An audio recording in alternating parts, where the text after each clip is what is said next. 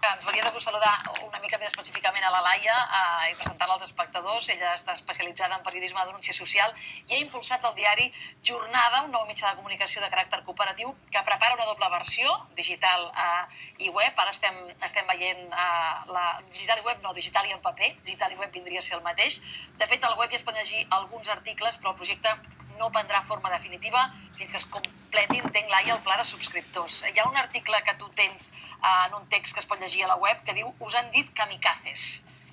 Ho sou o no? Laia, explica'ns. No ho som, però sí que estem impulsant un projecte d'una envergadura enorme i que té una excepcionalitat, que és que es fa a partir de base popular. I això què vol dir?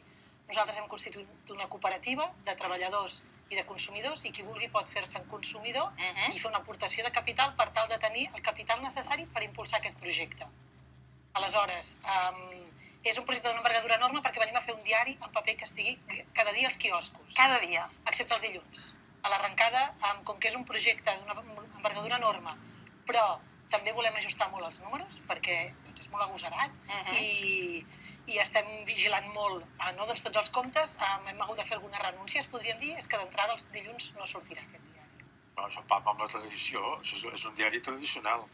Deixem un nínxol de mercat per l'hoja del lunes, que ja l'hauríem de recuperar. Les coses com són, diguem-ne, i el dilluns han de sortir els diaris. Clar que sí.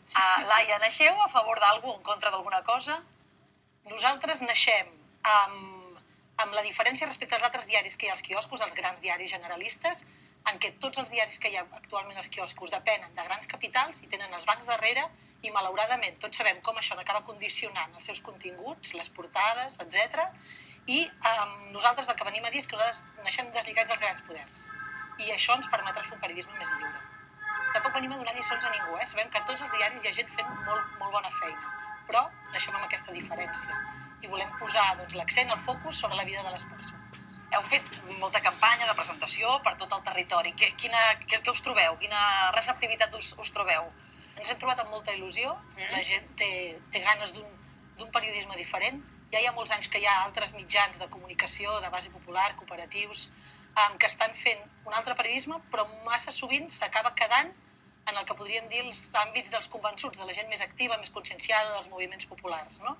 I el que nosaltres teníem ganes de fer, tot el grup de periodistes, persones del món cooperatiu que estem darrere d'aquest projecte, doncs era un gran mitjà de comunicació, gran, modest, però gran, jugar al que en diem la Lliga dels Grans, la primera lliga dels mitjans de comunicació, doncs amb un tipus de diari d'aquestes característiques. I us poseu alguna data o no? Ara que estan de moda els terminis, no?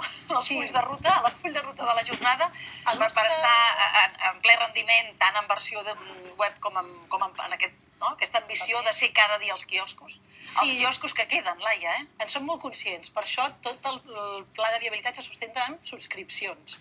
No comptem que mantenir-nos, que si passa algú per un quiosc un dia i ens compra o l'endemà, sinó en base a uns 12.000 subscriptors. El que passa que nosaltres per arrencar necessitem 7.000 persones que es facin subscriptores i això és el que ha de sostenir el projecte. Llavors, fins que no aconseguim aquestes 7.000 persones, 7.000 subscriptors, no arrencarem. Ara fa 2 setmanes hem començat la campanya forta de subscripcions. Hem de dir que se'ns ha anat més enllà tot el pla que teníem, com tot en aquest país, amb aquesta tardor tan agitada i tan intensa, doncs tota la previsió se n'han hagut d'anar més enllà. Nosaltres treballem per sortir els primers mesos del 2018, ser ja cada dia als carrers i en paper. Us heu perdut periodísticament aquesta tardor intensa, però tot apunta que el gener del 2018 no quedarà curt. És a dir, que... I això empalma una mica amb la discussió que teníem aquí, de la campanya.